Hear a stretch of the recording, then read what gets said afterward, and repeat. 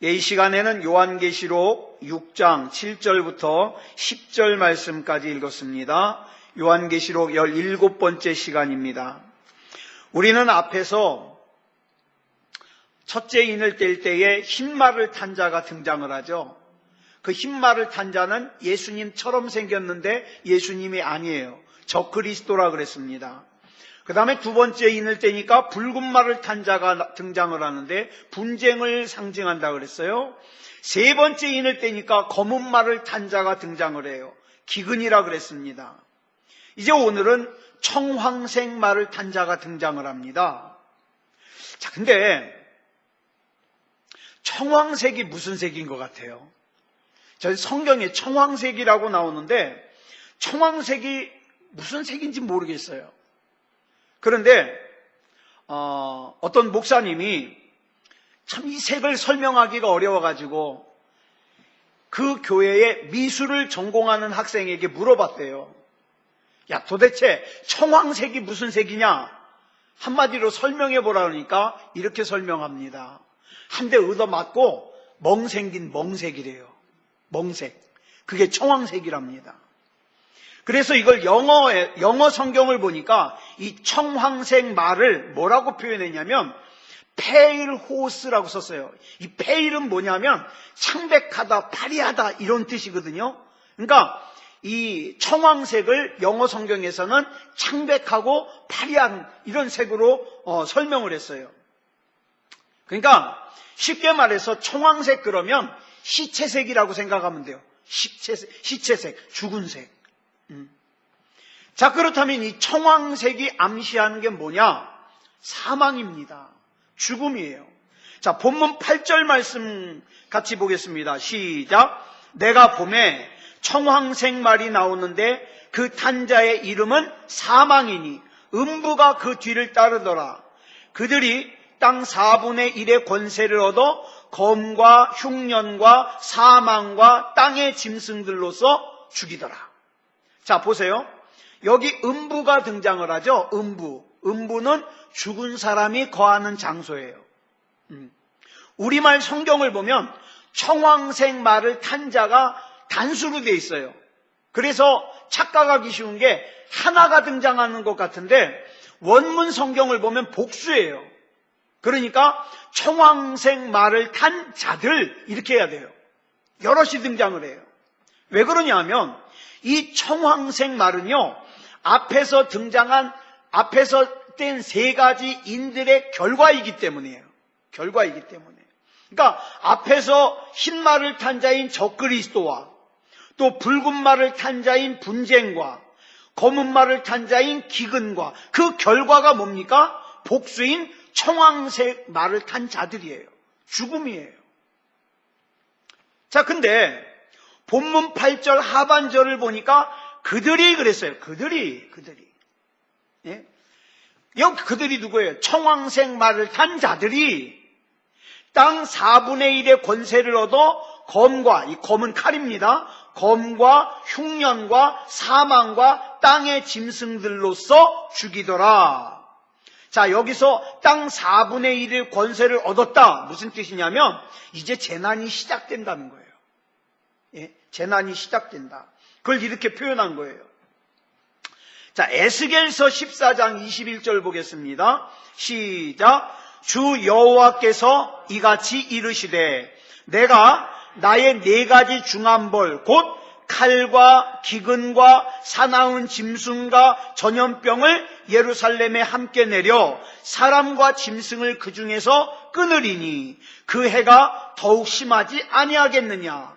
여기 보니까 네 가지 중한 벌이 나오죠. 칼, 기근, 사나운 짐승, 전염병. 근데 가만히 보니까 이게 뭐와 똑같아요? 오늘 본문에 나오는 청황색 말을 탄 자들이 하는 일과 똑같아요.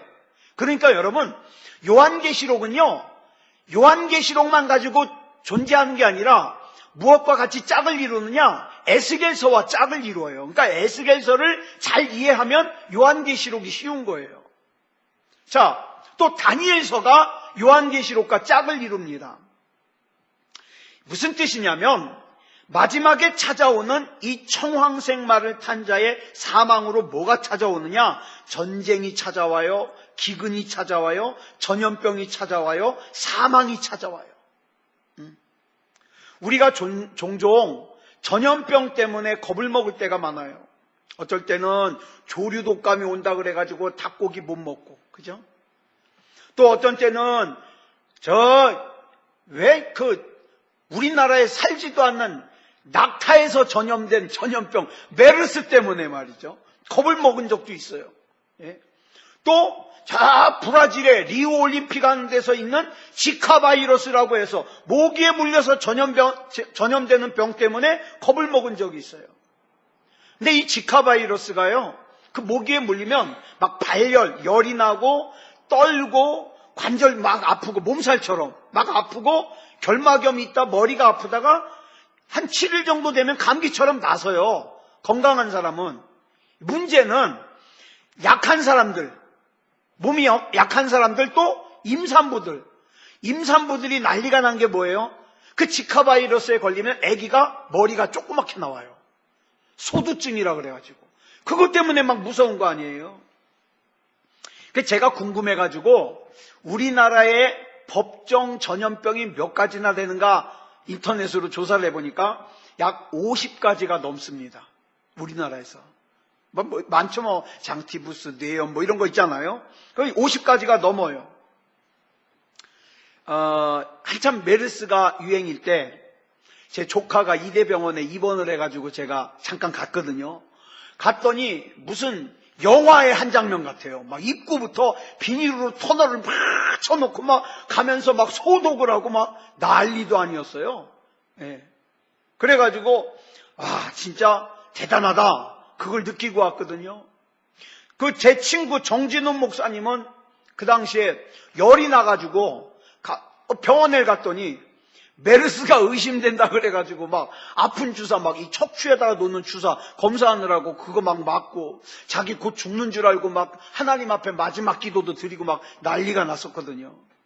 근데 다행히 이상이 없다는 판정을 받고 돌아왔었어요. 우리가 흔히 중세시대 때 흑사병, 패스트라는 것이 있었어요. 이 패스트가 죽으면 몸이 새카매진다 그래서 흑사병인데, 이 쥐들이 옮기는 거거든요, 쥐들이. 그래가지고 한참 막 쥐를 막 잡고 막 그랬어요. 그런데 기록에 보니까 48년부터 3년 동안 무려 유럽 전역에서 몇 명이 흑사병으로 죽었냐? 2,500만 명에서 3,500만 명 사이. 이렇게 하면은 감이 잘 안 오는데 당시 유럽 인구의 30%가 죽었다는 거예요. 어마어마한 거죠. 예. 전염병은요, 정말 무서워요. 그런데 왜 요한계시록에 이 무서운 전염병을 기록하고 있느냐? 잘 들으세요. 요한계시록에 나오는 재난의 목적은 사람을 겁주기 위한 것이 아니에요. 사람을 겁주기 위한 것이 아니라 영적으로 깨어있게 하기 위해서예요. 예를 하나 들어보면, 요즘에 학교에서 선생님들이 애들을 체벌을 못하니까 애들이 난리도 아니에요. 그 애들 학교에서 어느 중학교에서 있었던 일을 갖다가 이렇게 영상으로 녹화를 해서 인터넷에서 봤는데, 세상에 수업을 하려고 선생님이 들어왔는데도 막 뛰어다니고 난리가 난 거예요. 조용히 좀 해 그래도 말을 안 들어요. 지금 그 지경이에요, 우리나라 학교가. 그런데 자 보세요. 애들이 막 떠드니까 선생님이 막대기를 가지고 교탁을 탁탁탁탁 두드려요. 조용히 좀 하라고. 자, 그럼 보세요. 떠든 게 교탁이 떠들었어요? 애들이 떠들었어요? 애들이 떠들었어요. 근데 왜 교탁을 두들길까요? 예? 이 교탁을 두드리는 것은 말세의 재난의 목적과 같아요. 뭐냐 하면 그 교탁이 잘못해서 교탁을 두들긴 게 아니라 떠들고 공부 준비가 안 된 애들이 좀 돌아오라는 거예요. 공부의 자리로. 그러니까 말세의 재난의 목적은 우리를 겁주고 두렵게 하는 것이 목적이 아니라 누군가 하나님을 떠나 자기 마음대로 살고 있는 사람들에게 돌아오라는 거예요. 돌아오라는 거예요. 지난번에 그 포항에 지진이 일어났지 않습니까? 그랬더니 우리 전에 왔던 우리 천태성 목사님이 포항에 있어요. 포항에 있는데 이런 문자를 보내왔어요. 포항에 지진이 일어나니까 지진이 일어나고 난 그 다음 주일날 교회마다 사람들이 꽉 찼다는 거예요. 예? 꽉 찼다는 거예요. 그러니까 무슨 뜻이에요? 우리가 이렇게 세상에 정신없이 살 일이 아니구나. 우리는 언제라도 하나님 나라 갈 수 있다. 그러니까 막 예배에 다 모여드는 거죠. 그동안 예배 잘 안 드리던 사람들이. 자, 그런 거예요. 재난의 목적이. 예? 자, 저와 여러분의 이 장막, 인생이라는 장막은요, 어때요? 날마다 조금씩 무너져 갑니다. 눈에 보이지 않지만. 그죠? 점점 무너져 가요. 근데 그 무너지는 집을 세우느라고 막 보톡스도 맞고, 그죠? 눈가 주름도 막 피느라고 막 붙이고 막 그러잖아요. 왜? 집이 자꾸 무너지니까. 무너진 티 안 내려고 성형외과에 가가지고 막 보수공사 하는 거예요. 자, 그런데 점점 벽에 금이 가더니 천정에서 이제 막 벽돌이 떨어지기 시작해요. 자, 집이 만약에 그렇다면 무슨 생각을 하겠어요? 여기서 오래 못 살겠구나. 이런 생각 하잖아요. 집이 무너지는데. 그런데 만약에 막 벽돌이 떨어지고 집이 금방 무너질 것 같은 집에다가 비싼 막 2천만 원, 3천만 원짜리 그림 사다가 막 걸어 놓으면 지혜로운 사람이에요? 어리석은 사람이에요? 그건 어리석은 사람이죠. 예? 막 비싼 가구 들여다 놓고 말이죠.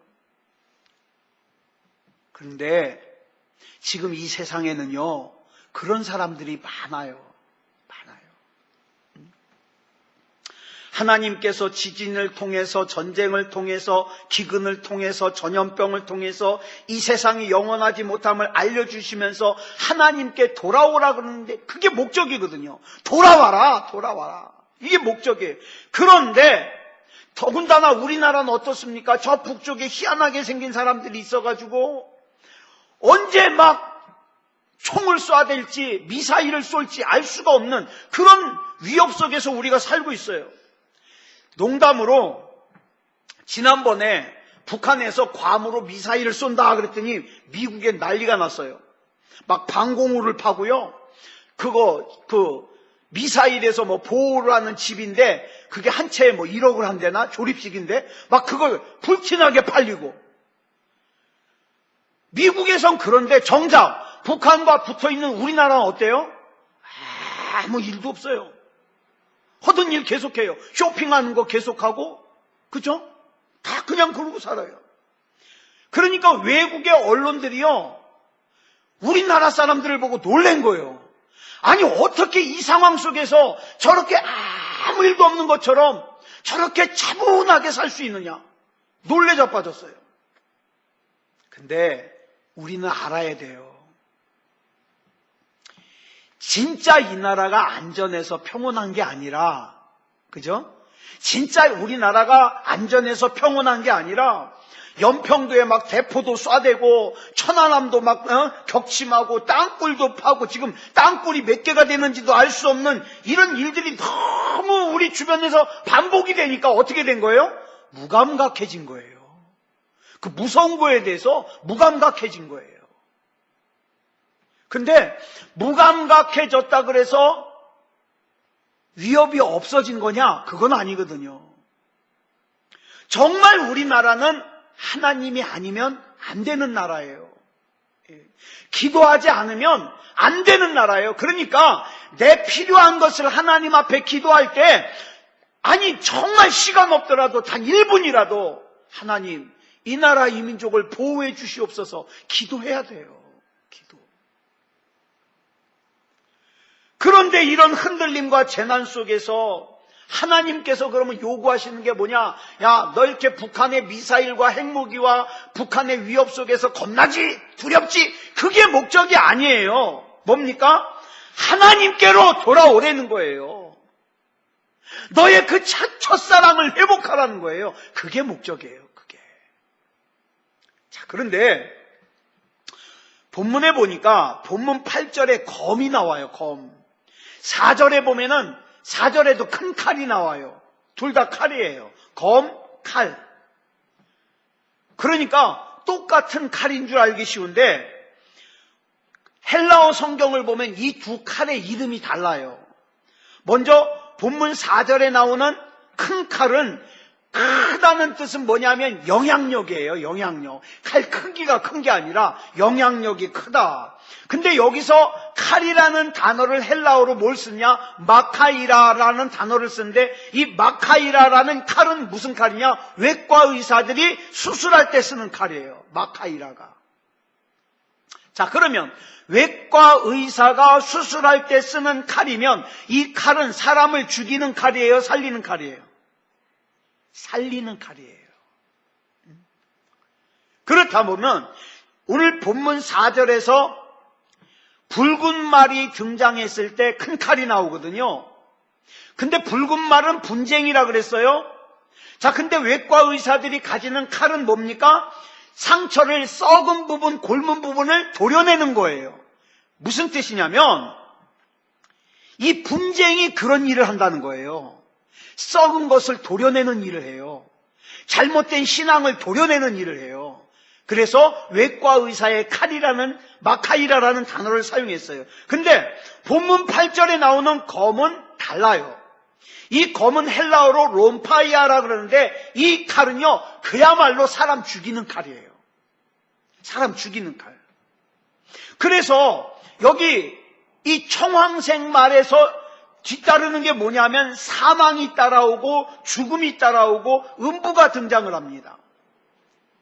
이게 뭐냐면 하나님께서 돌아오라고 기회를 주셨음에도 불구하고 그 기회를 기회로 삼지 못할 때 남은 게 뭐냐? 죽음밖에 없다는 거예요. 죽음밖에 없다. 말 그대로 롬파이아는 살상용 무기예요. 그런데 이 모든 예고를 반모섬의 사도 요한에게 하나님께서 다 보여주시는 거예요. 의도가 뭘까요? 심판하겠다는 것이 목적이에요? 돌아오라는 게 목적이에요? 돌아오라는 거죠. 여러분, 저와 여러분은 세상을 살기가 좋아도 세상 살기가 힘들어도 절대 주님 떠나면 안 됩니다. 절대.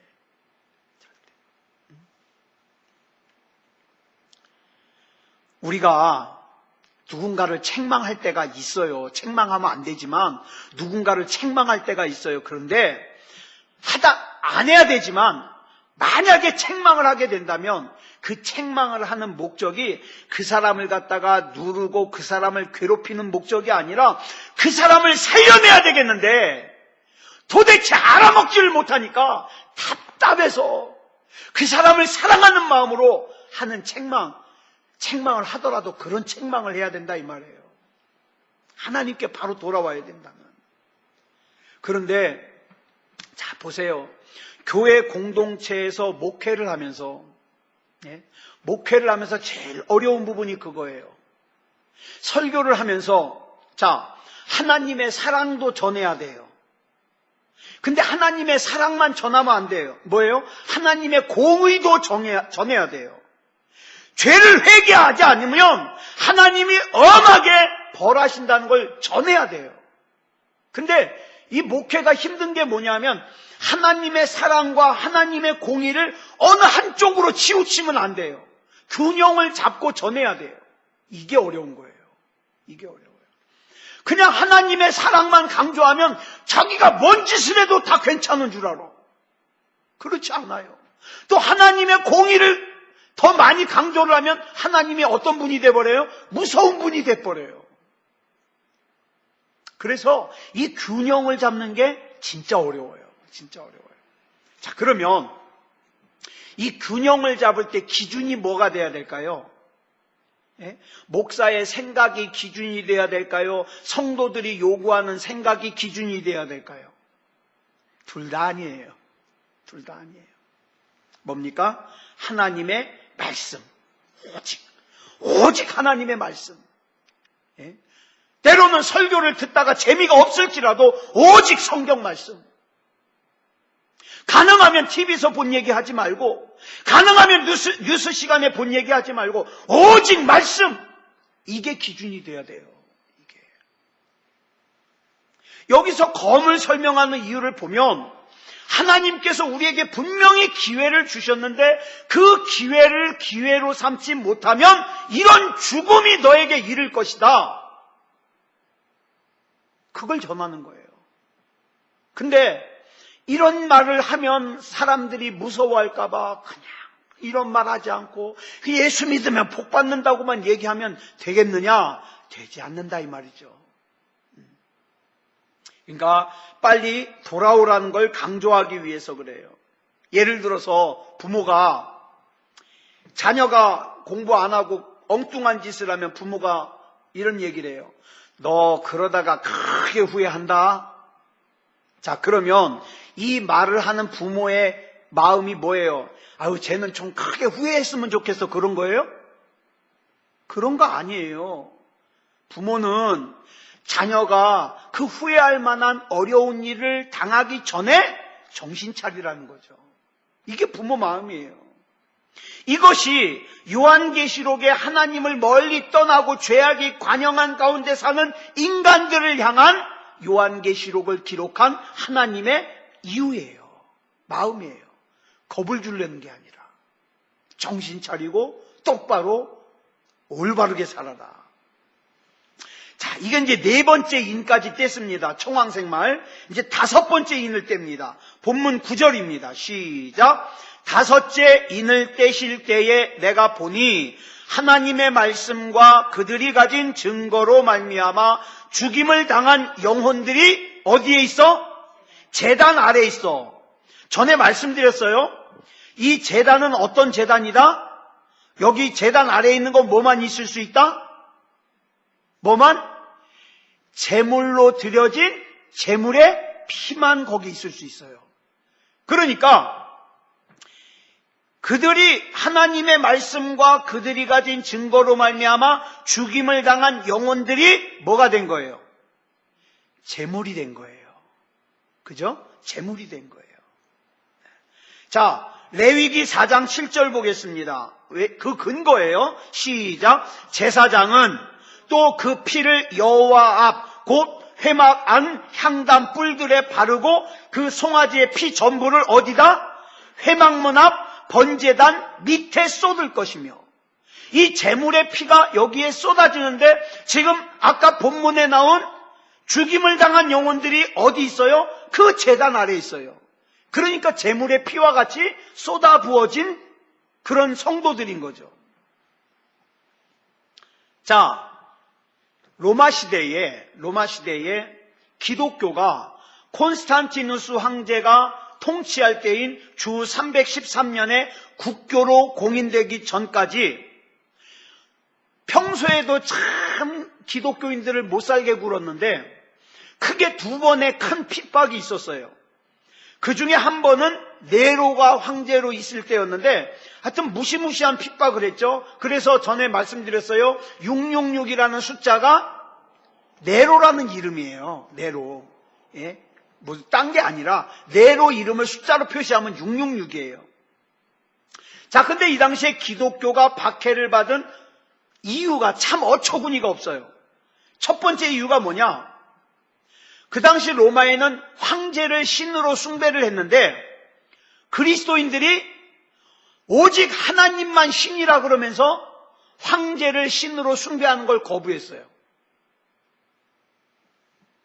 그 당시에는 사람들이 만나면 인사말이 뭐냐면 우리말로 안녕하세요 이 말처럼 사용하는 게 뭐냐면 가이사가 주이십니다 라는 말이에요. 가이사가 주이십니다. 근데 그리스도인들은 오직 하나님과 예수 그리스도만 주이시기 때문에 이 인사말을 안 해요. 그러다 보니까 당연히 어떻게 해요? 핍박을 당하죠. 핍박을 당하죠. 그래서 황제 숭배가 심해질수록 순교당하는 그리스도인들이 많아졌어요. 두 번째 이유가 뭐냐면 황제 숭배를 거부하다 보니까 벼슬을 할 수가 없어요. 예수 믿는 사람들은. 그죠? 벼슬을 할 수가 없어요. 그러니까 이제 생업도 어려워져 가지고 어떻게 해요? 먹고 살기가 힘들어지는 거죠. 이것도 박해죠. 세 번째 이유가 정말 어처구니가 없는데, 예수 믿는 사람들이 모이면은 남자는 형제님, 여자는 자매님 하고 불러요. 근데 보니까 형제님하고 자매님하고 결혼을 하네? 사람들이 무슨 소문이 들었냐? 저 예수 믿는 것들은 자기 형제하고 결혼해. 자기 자매하고 결혼해. 그래가지고 근친상간하는 자들이라고 소문이 나가지고 핍박을 했어요. 게다가 여러분 바울 서신에 보면은 그 반가움으로 인사를 할 때 입 맞추며 인사하라는 내용이 나오거든요. 그래서 예수 믿는 사람들이 이렇게 만나면 반가워가지고 어떻게 해요? 입을 맞춰요. 그랬더니 그걸 갖다가 또 뭐라 그래요? 만나면 입을 맞추는 성적인 사이비 집단이라고 이렇게 욕을 하면서 박해를 해요. 더 무시무시한 것은 우리가 성찬식을 할 때 예수님이 하신 말씀을 갖다가 우리가 읽잖아요. 받아 먹으라. 이것은 너희를 위하여 흘리는 나의 피니. 그 피를 받아 먹는다. 그걸 사람들이 듣고 저것들은 피를 먹어. 또 받아 먹으라. 이건 너희를 위하여 찢긴 나의 살인이라. 그러니까 살을 먹어. 그래가지고 뭐라고 소문이 났느냐? 저 예수 믿는 것들은 인육을 먹고 사람 피를 마시는 종교야. 그래가지고 박해를 해요. 그래서 그리스도인들이 극심한 박해를 받았어요.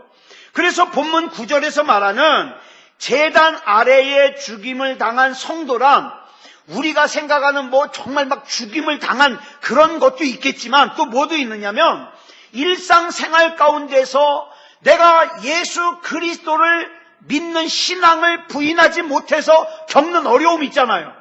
오늘날도 취직하려고 그러면은 어떤 회사는 아예 예수 믿는 사람들을 안 뽑아요. 골치 아파서. 그렇게 해서 당하는 어려움이 있잖아요. 불이익 있잖아요. 그걸 갖다가 이 제단 아래에 있는 성도라 이렇게 얘기를 합니다. 이런 순교자들이 지금 제단 아래에 있어요. 자, 본문 10절 보겠습니다. 시작. 큰 소리로 불러 이르되 거룩하고 참되신 대주제여 땅에 거하는 자들을 심판하여 우리 피를 갚아주지 아니하시기를 어느 때까지 하시려 하나이까 하니. 자, 여기서 말하는 큰 소리는 소리가 크다는 거 아니에요. 볼륨이 크다는 뜻이 아니에요. 뭐냐 하면 그만큼 간절하다는 거예요. 간절하다. 예? 큰 소리로 뭐라고 불러요? 대주제요. 이걸 헬라어로 데스포테스라 그러는데 이 말의 뜻은 하나님께서 인류의 모든 역사의 주관자이시다. 이걸 갖다가 고백하는 거예요. 근데 사실은 이 호칭을 누구에게 썼느냐? 로마 황제에게 사용했던 호칭이에요. 대주제요. 근데 이 호칭을 본문에서 사용한 이유가 뭐냐? 세상에서는 로마의 황제가 영광을 받고 심판을 하고 통치를 한다고 생각하지만 예수님을 믿는 사람들은 진짜 인류 역사의 진짜 주관자는 하나님뿐이라는 것을 신앙 고백하는 거예요. 아울러 특별히 강조하는 게 뭐냐? 인류 역사의 최종적인 심판관 역시 하나님이라는 거예요. 여러분, 이 당시 수많은 그리스도인들이 억울한 오해를 받고 또 순교를 당했습니다. 여러분은 지금 세상을 살면서 억울한 일 당해요, 안 당해요? 당할 때 있어요. 억울한 일 당할 때 있어요. 막 그냥 내가 참으니까 바본 줄 알아. 그죠? 그런 일 당할 수 있어요. 근데 억울하게 생각할 것 없어요. 자, 사도 바울이 로마에서 두 번째로 감옥에 갇혀가지고 이제는 죽음을 피할 수 없다는 생각이 되었을 때 디모데 후서를 기록합니다. 이 유언과도 같은 말씀이에요. 바울 서신의 마지막 책인데 디모데 후서 4장 8절에서 이런 고백을 합니다. 시작. 이제 후로는 나를 위하여 의의 면류관이 예비되었으므로 주 곧 의로우신 재판장이 그날에 내게 주실 것이며 내게만 아니라 주의 나타나심을 사모하는 모든 자에게도니라. 이게 사도 바울의 마지막 유언이에요. 사도 바울은 오로지 복음을 전한 것밖에 없는데 세상의 권력이 그 사람을 잡아다가 목을 잘라 죽였어요. 참수형을 당했어요. 그런데 그 사도 바울의 유언이 뭐냐? 이제 후로는 나를 위하여 의의 면류관이 예비되었으므로 주 곧 의로우신 재판장이 그날에 내게 주실 것이다. 의로운 재판장. 로마의 법적은 절대 권력을 가지고 있지만 의롭진 않아요. 왜? 옳고 그름을 제대로 판별할 능력이 없어요.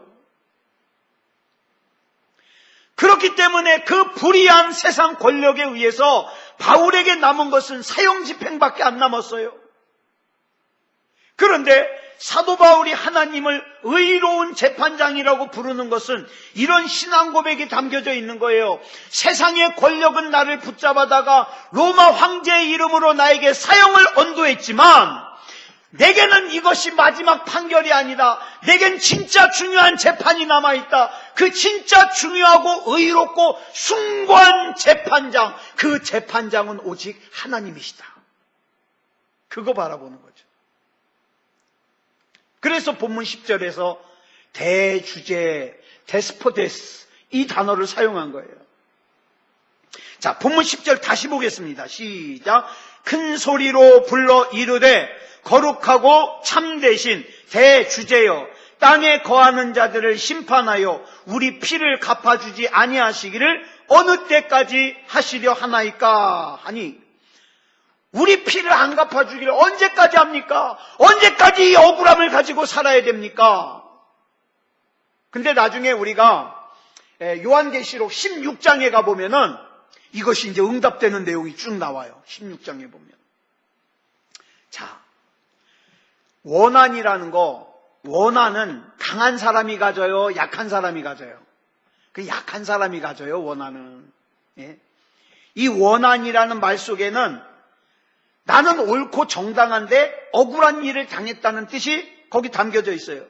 그런데 성경이 누가복음 18장을 보니까 하나님도 무시하고 사람도 무시하는 불의한 재판관이 나와요. 이 한 과부가 억울한 일을 당했다고 억울함을 풀어달라 그러니까 풀어줄 생각을 안 해요. 그래가지고 맨날 찾아가가지고 억울함을 풀어달라니까 결국 풀어줘요. 근데 우리가 여기서 초점을 갖다가 여기에다만 맞춰요. 이 과부의 요청을 들어준 거는 과부가 끈질겼기 때문이다에만 맞춰요. 아니요, 그것만 가지고는 안 돼요. 과부의 요청이 정당하니까 들어준 거예요. 정당하니까.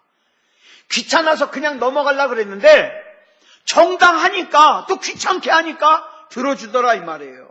그러면서 이 이야기의 끝이 뭡니까? 하물며 그 불의한 재판관도 정당한 일로 그렇게 계속 구하니까 들어주는데, 하물며 하나님께서 그 밤낮 부르짖는 택하신 자들의 원한을 풀어주지 아니하시겠느냐. 그러니까 구해라 이 말이에요. 구해라. 네, 구해라. 정당하니까 끝까지 거절하지 않으신다. 자, 오늘 본문 9절에 나오는 하나님의 말씀과 그들이 가진 증거로 말미암아 죽임을 당해가지고 제단 아래에 있는 성도들의 사정이 그렇다 이 말이에요. 어쩌면 저와 여러분도 그 중에 하나일 수 있어요. 내가 예수 믿고 내가 하나님 말씀대로 살려고 몸부림쳤는데 이상하게 어려움을 당할 수 있어요. 그런데 내 기도가 정당하다면, 또 하나님께서 응답하실 하나님이라는 걸 믿는다면 절대 기도 포기하지 마세요. 하나님은 들어주십니다. 들어주셔요. 네. 근데 누가복음 18장 8절을 이렇게 마무리해요. 시작. 그러나 인자가 올 때에 세상에서 믿음을 보겠느냐. 여기서 말하는 믿음은 뭘까요? 정당한 것 가지고 끝까지 포기하지 않고 부르짖는 믿음. 이 믿음을 보겠느냐 이 말이에요. 적어도 저와 여러분은 이 믿음 가지시기 바랍니다. 사람들은 몰라요. 사람들은 모르는데 우리는 하나님 앞에 진짜 존귀한 사람이에요. 귀한 사람이에요. 오늘 제 조카가 어저께 아기를 낳아가지고 여기 산부인과에 오늘 아까 다녀왔어요. 3.6 몇 킬로? 하여튼 저 엄마가 엄청 고생한 것 같아요. 그래가지고 가서 이렇게 보는데 아기가 아직 눈 못 맞히잖아요. 이 아기가 이렇게 했는데 뭐 생각하는 것 같아. 그래서 누님이 옆에 있길래 아기가 이놈의 세상 이제 앞으로 어떻게 살아야 되나 고민하는 것 같다 그랬더니 웃더라고요. 자, 보세요. 우리가 이 세상에 태어난 것은 아기도 우리도 다 목적이 있어요. 이유가 있어요. 저는 가끔 이런 생각합니다.